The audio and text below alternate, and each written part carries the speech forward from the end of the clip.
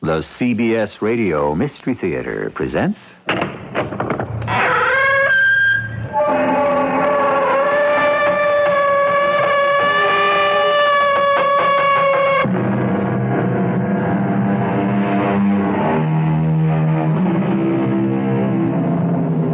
Come in. Welcome. I'm E.G. Marshall. I have always been struck by the similarity of animate and inanimate objects. A case in point, fatigue. In metals, for instance, a constant repetition of stress cycles produces fatigue, often leading to fractures. And so airplane spars, steel cables, locomotive axles, even bridges become unsafe. Stress can also make the human mind unsafe. Today, we place our radio microscope against a human subject and examine closely the strange emotional turmoil that leads to... Oh, but let me say no more. The story will tell itself.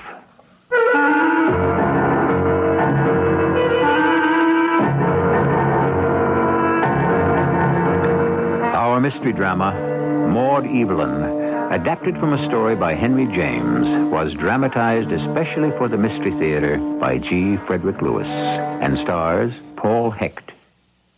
I'll be back shortly with Act One.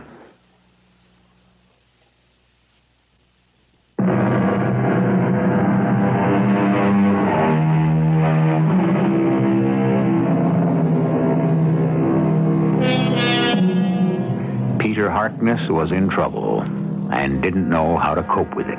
You see, Peter had inherited money, not a lot, but enough to keep him from striking out on his own, making something of himself. He had the charm, the wit, the education suitable for a well-brought-up young man, but gumption? No. For the 10th time in 10 weeks, Peter had proposed marriage to Lavinia Dane, and for the 10th time, Lavinia had said, "No, Peter, no, no, no." I heard the first no. When I marry, it's going to be someone I can look up to, who has a purpose in life and work to do. I've tried all kinds of jobs. I know that. When you decide on one certain ambition, and you concentrate on that and nothing else, then come and ask me to marry you. Is that your last word? For now, yes. Then I'll tell you mine, Lavinia. But not for now. For always. I swear to you, if I don't marry you, I will never marry anyone else.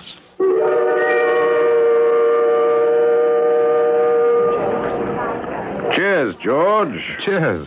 Well, say goodbye to me, George. I'm leaving London. Wish me luck. Wish me well. Peter, is this why you asked me out for a drink? To talk nonsense? Only the day before yesterday, you asked me to wish you luck. You were going to marry my sister. Yes, well, I've asked Lavinia 10 times in 10 weeks. And she always says no. Well, so you asked her 11 times. I thought you were crazy about her. I'm going away, and that's that. I've got myself a job with a travel agency that handles private tours of the continent.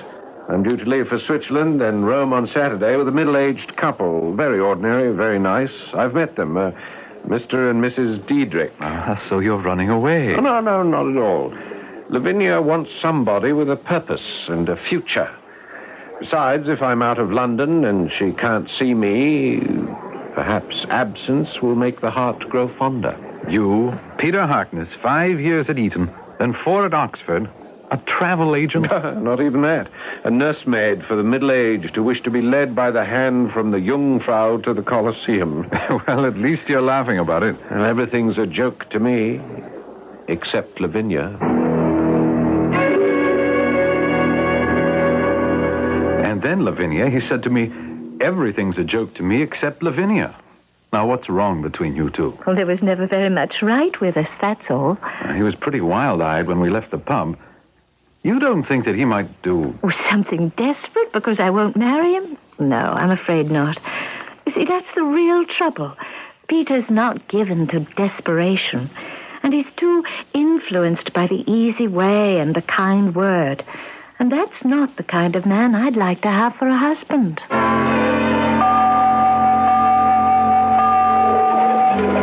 Peter, you look fabulous. Have you gained weight? When you phoned and said, I'm ill, I didn't know who you were. Well, what's it been, 8 weeks? Yes, after Switzerland, we did Rome, then Naples, Florence. I had quite a time dragging them away from Venice. Oh, spare me. Look, I can't stand these darn birds. Pigeons scare me. Do we have to meet in front of Peter Pan's statue here in the garden? But I like to feed them. Oh, Peter, this is a hangout for children. Well, at any rate, tell me about your trip as travel nursemaid. Oh, they're wonderful people, the Diedrichs. You haven't any idea how well they treated me. Like a son. The people like that, well, you don't meet every day. They were devoted. To you? Yes, and elsewhere. Well, I'd like to meet them. Will you introduce Lavinia to them? Oh, no. Why not? You like them. You and Lavinia are engaged, aren't you still? I'll never marry anyone else. That's a foolish, negative thing to say. If you're serious about working at this travel business, I'm sure she'll think twice about saying no again. You think if I asked her now, she'd say yes? Yes, I do. She should have said it before. Before what? I'd rather not say. Before you met these Diedrichs? People like that, well, they made a profound impression on me. I'll say that. Have you seen them since you returned to London? Oh, yes, I have. And what are they? Well off? Or is he retired? What are they like? They live for Maud-Evelyn. Maud-Evelyn? Well, who's she? Their daughter. Unfortunately, they've lost her. What do you mean? I mean, a great many people would take it that way, but they don't. They won't. Other people would have given her up? Is that what you're trying to say? Yes. Perhaps even tried to forget her. But the Diedrichs can't. Oh, well, do they keep in touch with her, communicate? All the while. Why, isn't she with them? She is. Now. Since when? Last year. Well, then why do you say they've lost her? Well, I'm the one who calls it that, but I don't see her. They don't want you to see her, is that it? How can I? I think, George, I've told you all I'd like to for now. Would you mind very much if I concentrated on feeding the pigeon?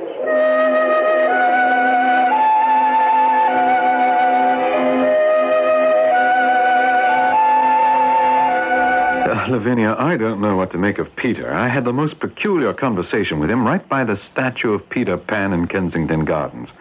I mean, have you seen him since he's back from his conducted tour? Oh, yes. Didn't you find him strange? I mean, has something happened to his mind? These people, these Diedrichs. He's very happy with them. You can tell it by just looking at him.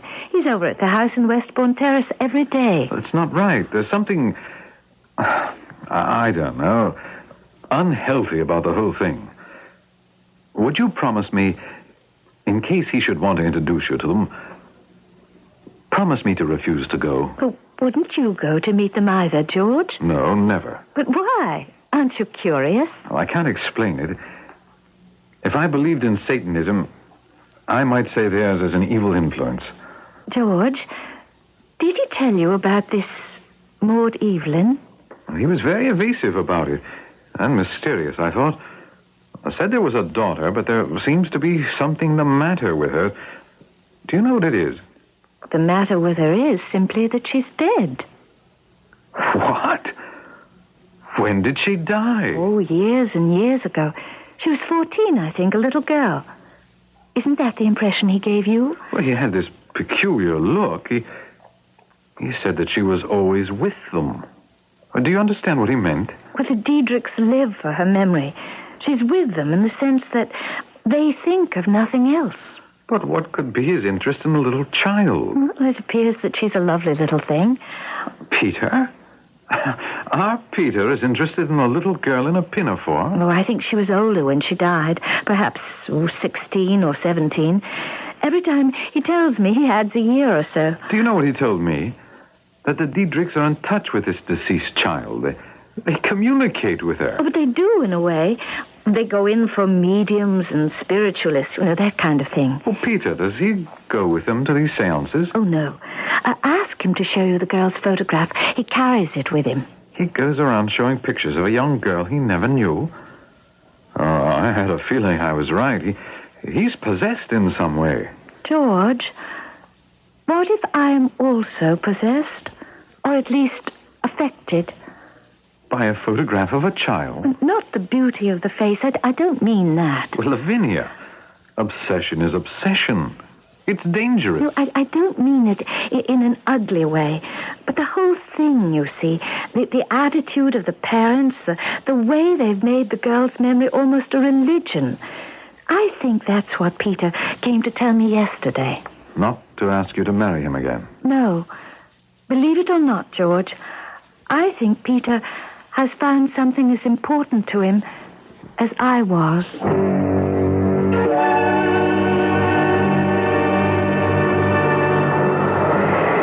Peter, I wish you would come inside with me. Mrs. Jex has made me feel so very close to your dear Maud-Evelyn. Mrs. Diedrich, I feel very close to her without having to... Well, it's hard for me to say. Well, do you have some superstitious feelings about a psychic? Oh, no, not at all. You don't believe in them bringing word from the other side? Mr. Diedrich wasn't able to accompany me today, so I've asked you to come with me. Now, will you? They'll open the door in a minute. I'm Mrs. Diedrich. I have an appointment with Mrs. Jex. May we come in? Oh, do it for me, Peter, Maud-Evelyn's mother. There's nothing to be afraid of. You'll see. In this house, there is no death. Life continues always. Thank you. You needn't show me the way. I've been here many times before. Come, follow me, Peter. Now, there is where she is. That's Mrs. Jex. She's sitting behind that long table, leaning back in her chair. Is she alive? Very much so. She's waiting for us. She's in a trance. Here. You take that chair, and I'll sit in this one. Now, the first thing we do is to light these 3 candles on the table. I have a match. Go ahead. Light all 3. That's right. Mrs. Jex, this is me, Mrs. Diedrich. I brought with me today... my husband could not be here, so I've asked this wonderful young man you have heard us speak to you about. He's the one who cares so much for Maud-Evelyn. He's sitting beside me now. It would appear that Peter Harkness is falling under some spell which is obliterating all but fantasies from his mind. Would that he could but remember those words of Edgar Allan Poe. All that we see or seem is but a dream within a dream. I shall return shortly with Act 2.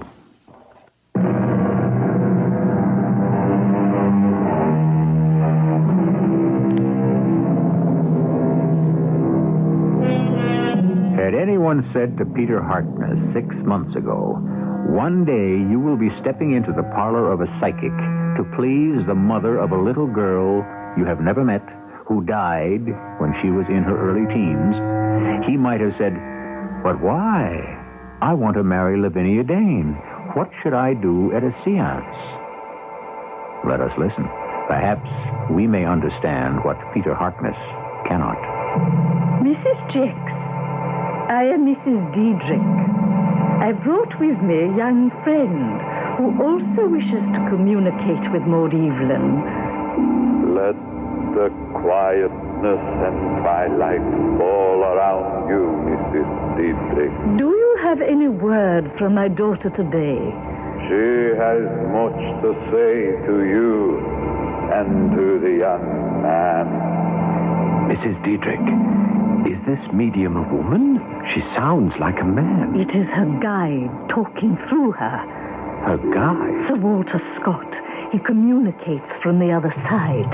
I sense disturbances of the soul. Oh, no, not at all. I was just explaining. Please, go on. This unfamiliar spirit seated beside you, Mrs. Diedrich. I read his aura. The physical, the mental, and spiritual auras. I sense they all go to make up an entity whose name is Peter Harkness. That's fantastic. I've never told Mrs. Jacks a word, not a word. She didn't even know you were coming. I assure you this Peter Harkness is a true friend, a like spirit, and can be trusted completely. Sir Walter, do you have any message for me from Maud-Evelyn? Has she been taking care of herself, not getting into any drafts? Maud-Evelyn is very happy. She asked me to say to you, she will have something of importance to reveal when you come for your next sitting. Something of importance? Oh, couldn't you ask her to give me a clue now, please? It has to do with Peter Harkness. I knew it. I felt it all along. For weeks now, I've been sensing her presence very strongly. I have only this request from your daughter, Mrs. Diedrich. And that is to be sure to bring Peter with you at the next sitting. Oh, yes, I will come. I'll be here. Tell her that. That is good. We shall try for the transmutation of your mind, Peter, to contact the invisible world around you.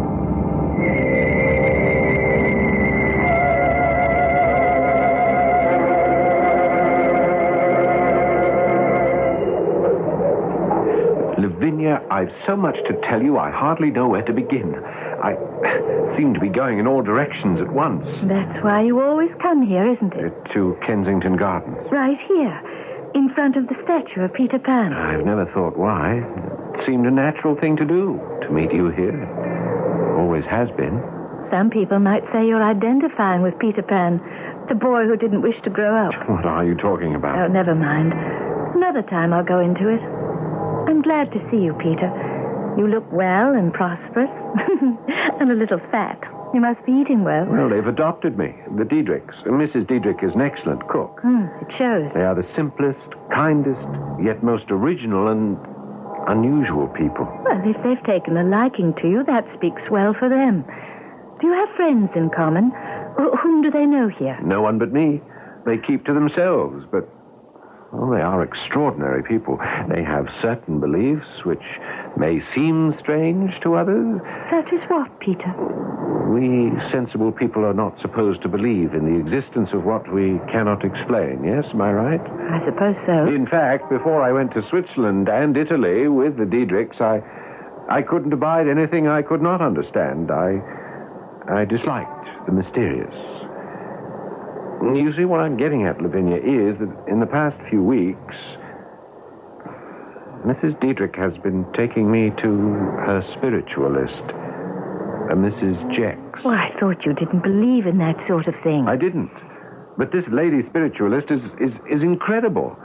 Her guide, who speaks through her from the other world, is Sir Walter Scott. The Sir Walter Scott, the Scottish author? Oh, no. Yes, and he carries messages to us from Maud-Evelyn. So, well, the three of us have become quite close. Do you understand? Frankly, not a word, but I'll certainly listen to you. Mrs. Diedrich, myself, and Maud-Evelyn, well, we share at least an hour, sometimes more, each day. Each day? Well, you spend quite a lot of time with this spiritualist. Yes, a lot, but not enough. I'm training myself to become a better instrument, and then I won't need any guides or mediums. Maud-Evelyn will come to me herself, directly. I have such very strong feelings for her. For a child who died many years ago? She's not a child. Believe me, Lavinia, Maud-Evelyn is no child.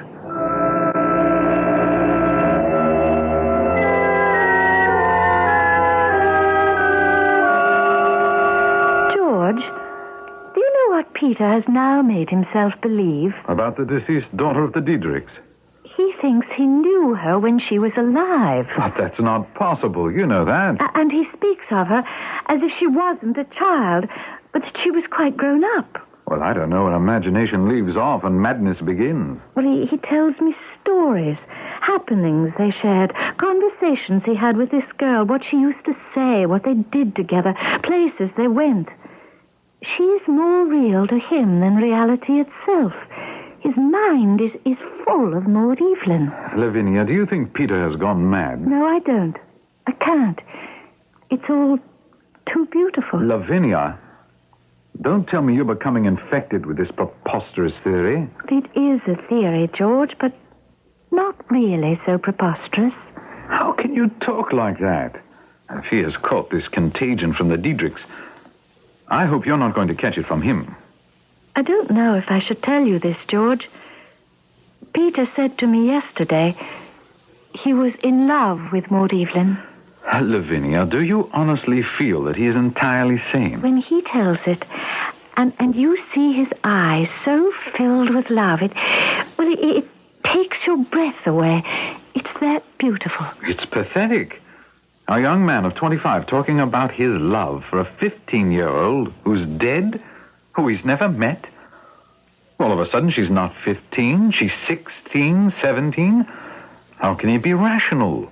How can her parents be? But don't you see, if Maud-Evelyn was older when she died, then her mother and father have more of her to remember. So they fabricated that as well. No, they believe it. As I would if I had to. You see, this way, the girl had more of a lifetime. Oh, yes, I know they invented it, a whole experience for her to talk about and share. Maud-Evelyn growing up, being older, meeting Peter, their friendship. For Peter to be enmeshed in all this because he's weak or poetic or whatever, well, that scares me. Well, they need Peter, and they want him for their daughter. I wanted you and Peter to be married once. Lord, how long ago that seems. I wanted that, Lavinia. Now this nightmare. And you're encouraging him in it. I told him I believed him. In all the years I've known Peter, even in those days when he was proposing marriage, even then, I have never seen his whole being light up with such devotion as it does when he speaks of her. Oh, it's all very well for you to talk of being sane and sensible and rational, but to see such happiness in someone in this very ordinary and grey world, well, I'm glad to be a part of it. I don't deny it. I am glad, George.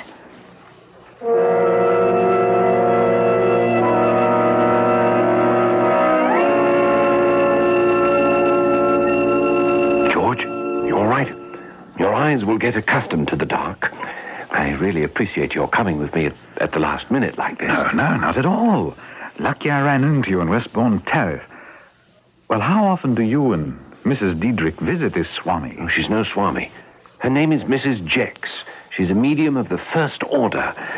Mrs. Diedrich will be very disappointed. She hates to miss a single sitting, but Mr. Diedrich is really quite ill, and she couldn't leave him. I'm glad I didn't have to come alone, really. Well, this is the first time I've been to a psychic. Does your Mrs. Jex do table rappings or tea leaf readings or what? George, don't be such a cynic. She's a medium. Through her, we get news from the other side, brought to us by Sir Walter Scott. Come now, Peter, you're having me on. Shh, now we must remain quiet. I light these 3 candles, and the seance will begin.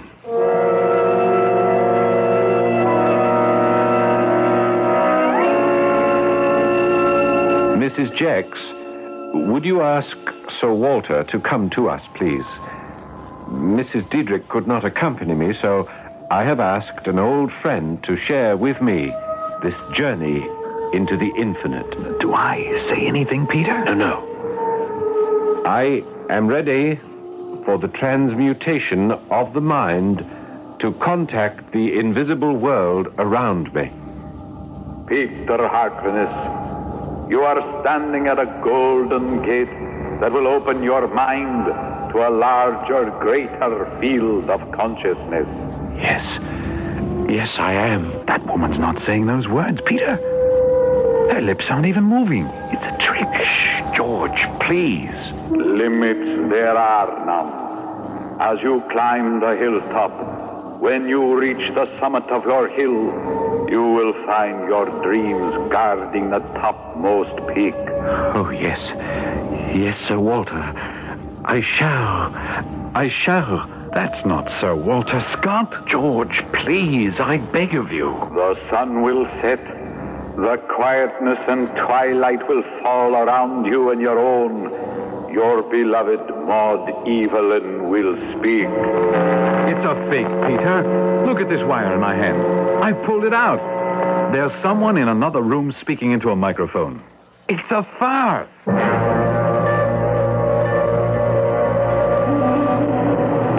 I'll thank you not to walk along with me, George. I have nothing to say to you. Oh, Peter, are you angry with me because I unmasked the terrible fraud? You had no business interrupting the seance.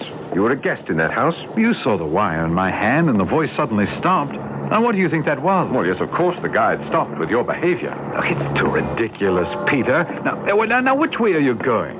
That's not the street to your house. To Westbourne Terrace. That's where I'm living now. With the Diedrichs. That's right. With them. But what will I say about your shameful behavior? Supposing Mrs. Jex calls her or writes her a note. She won't say anything. She'll be afraid to. It would ruin her business. London is full of charlatans who prey on people's loneliness. Oh, that this should happen today of all days. I feel ill. Oh, Peter, calm down. It's not the end of the world. I wish it were. But what did you mean?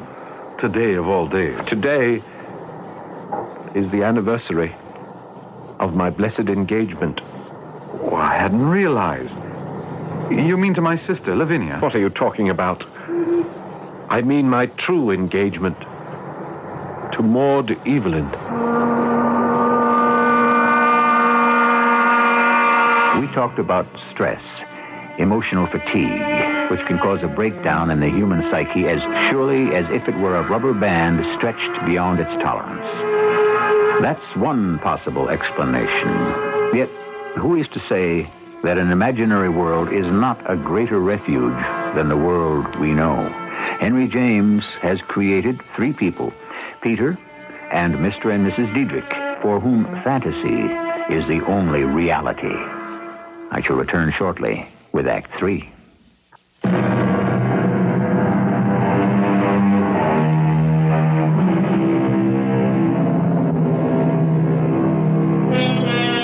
It's a treacherous high wire act, balancing on that fine thread that joins the finite to the infinite. And George is at the perilous midway point in his attempt to rescue Peter from falling to where no net can catch him.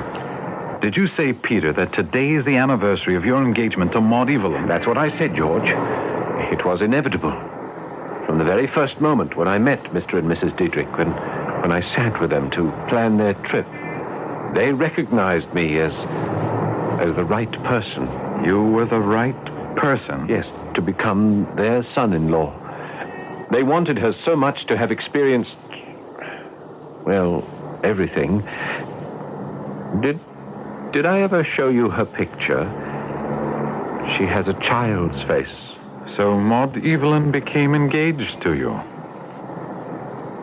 Why don't you come with me now, George, to Westbourne Terrace? No, I'd be intruding. Yes, there's a whole suite they prepared for our marriage, and they've kept it just the way it was then. All our wedding presents are there. I'd love you to see them. But what would Mr. and Mrs. Diedrich say? We have 2 rooms full of wonderful furniture and bric-a-brac. You know how important those things can be. I had quite a hand in selecting them. I can remember every single thing dearest Maud-Evelyn said about how I arranged everything. No one else could possibly have made our little house so beautiful. She said that. Well, Peter, not today. Forgive me. I'll come some other time.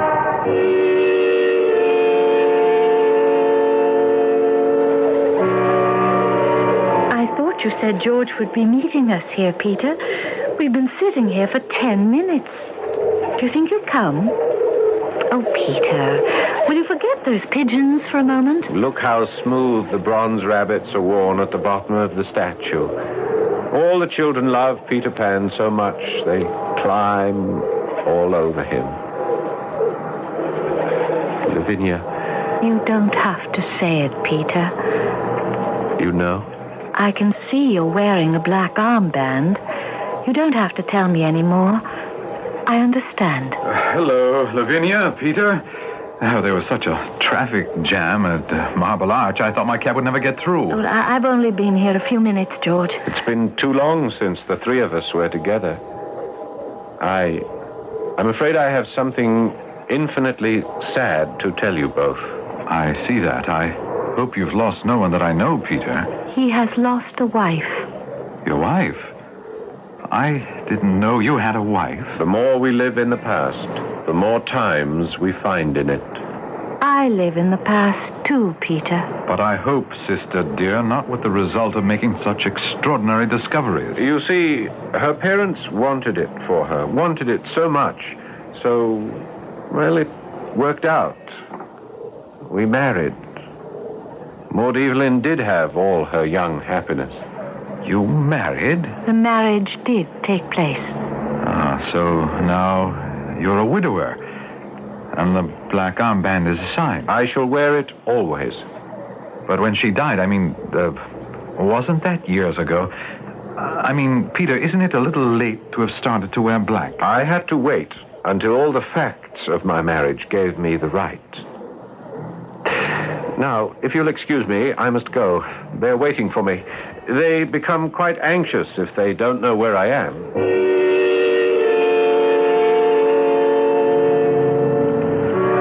It's almost beyond me, all this. I thought he was never going to marry anyone else but you, Lavinia. He won't. Not ever. He'll still be faithful. To you? To Maud-Evelyn. Oh, it's a sickness. If it is, it's a beautiful one. I wish I could make you understand.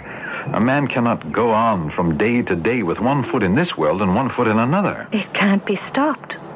That's the way he is. Yes, it can. I want to remove Peter from this whole environment.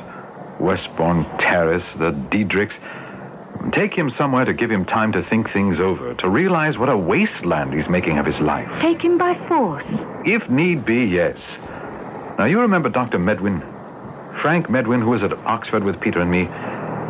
Now, I'm going to put this whole strange case before him and ask him to help. George, you're making a mistake. Peter will never be parted from his dream world.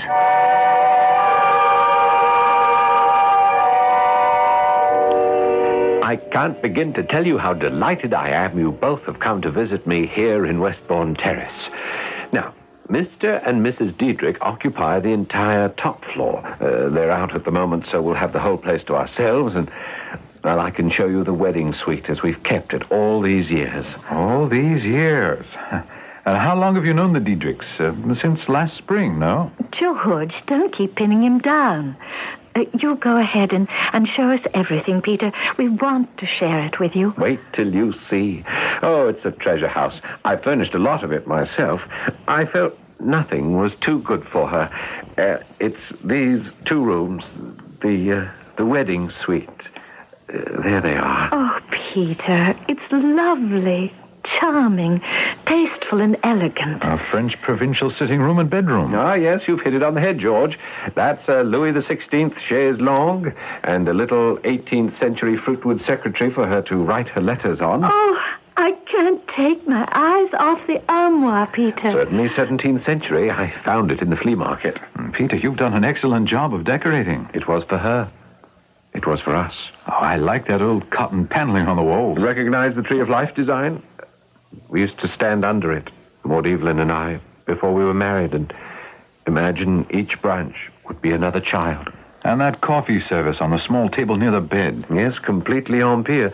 George, why are you moving behind me like that? Don't keep getting behind me, George. Well, there's so much to see. Do you like this Victorian love seat?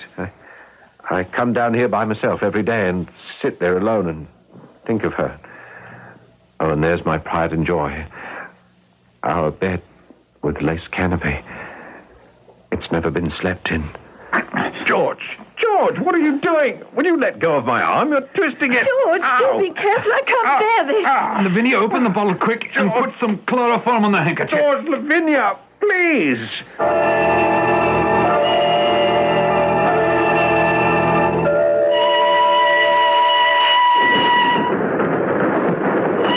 Where am I? Look, I'm asking you nicely.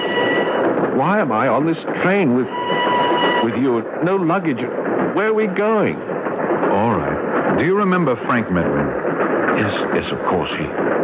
He was at school with us, wasn't he? He became a doctor. Frank has a rest home in Scotland, and he thought it might be advisable for you to go there for a short period of time. Oh, he did he? Well, what did you tell him? That I was mad? I mean, what right have you to pass judgment on someone and then practically kidnap them in the bargain? The right of an old friend who couldn't stand by and do nothing and see you waste your life in an imaginary world run by the Diedrichs. Now, wait a minute. They are not running my life. They opened up doors through which I might never have walked if I hadn't met them. Of course, you wouldn't understand that. Lavinia and I are very concerned about you. Now, you just relax. We'll have a good time up at Frank's place. I understand it's beautiful. I have no intention of leaving the Diedrichs. They need me every day. And the moment this train stops, I'm heading back to London. I can't understand whatever made you believe I would go along with this. I think you need a rest, Peter. Time to take stock. Get away from Westbourne Terrace. Well, you've got another thing coming. I thought you were my best friend. I see I was wrong. You are my worst enemy.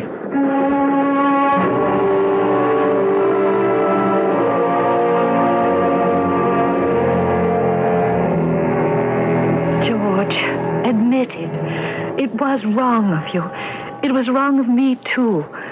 Peter may not take it kindly, you barging into his house. Well, I've been trying for a month to see Peter, apologize and make amends. It was your idea for me to just show up at the front door. Ring the bell again, will you? I know him and how suspicious he is. He's probably peeking out of an upstairs window and decided not to open the door. Well, he'll open it for you, won't he? Where are the Diedrichs? Don't you know? That's why he's sworn never to see you again. Well, what have I to do with them? Well, 5 weeks ago, when Peter got back from the train ride, both of them, the Diedrichs, had become ill and were taken to the hospital. In 24 hours, they were dead. Well, I had no idea. Why didn't you tell me before? He blames himself. He wasn't here. He thinks they became uneasy and ill because he disappeared. It's taken me weeks to calm him down. And you still don't think he needs medical attention? No, I don't. He's happy in this house. Oh, this museum. To him, it's a shrine, a temple. I'll ring once more.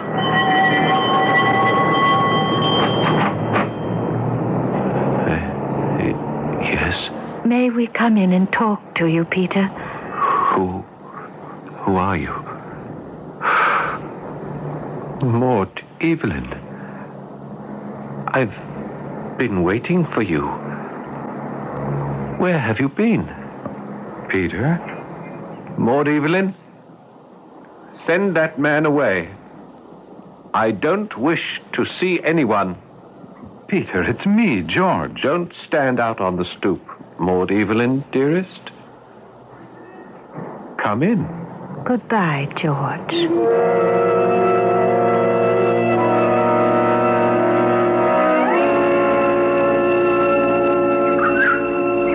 How are you, Lavinia?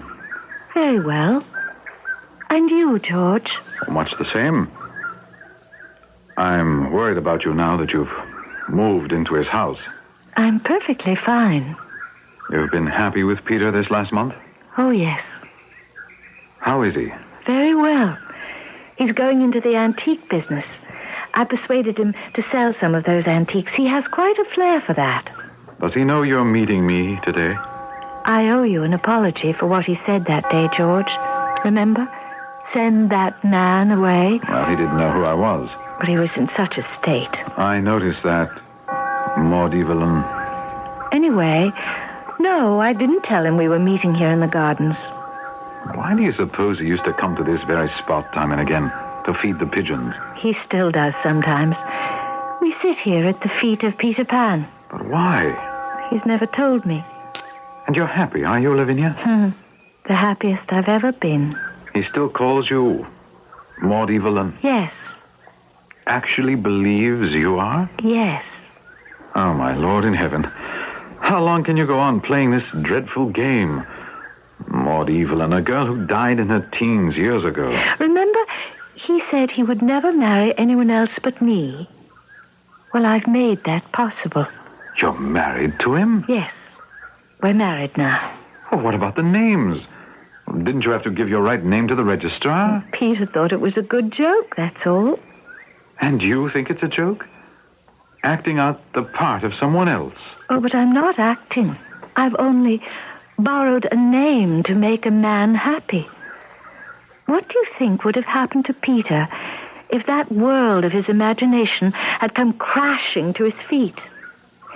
Do you remember reading your Peter Pan, George? I didn't want to end up like Wendy, who saw Peter less and less clearly as time went on. I could not live in separate worlds and leave him all alone in Never Never Land.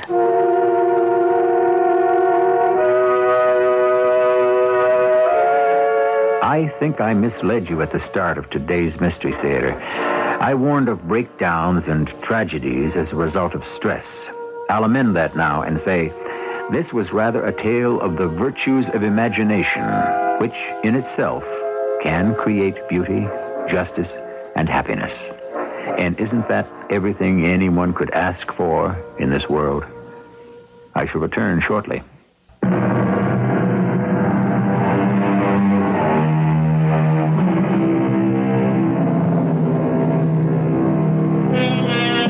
Before I go, let me take a leaf from the author's book. It is imagination's divine attribute that when the real world is shut out, it can create a world for itself. Magically, imagination can conjure up glorious shapes and forms and brighten the gloom of a dungeon. I believe that. Our cast included Paul Hecht, Carol Teitel, and Lloyd Batista. The entire production was under the direction of Hyman Brown. This is E.G. Marshall inviting you to return to our Mystery Theater for another adventure in the macabre. Until next time, pleasant dreams.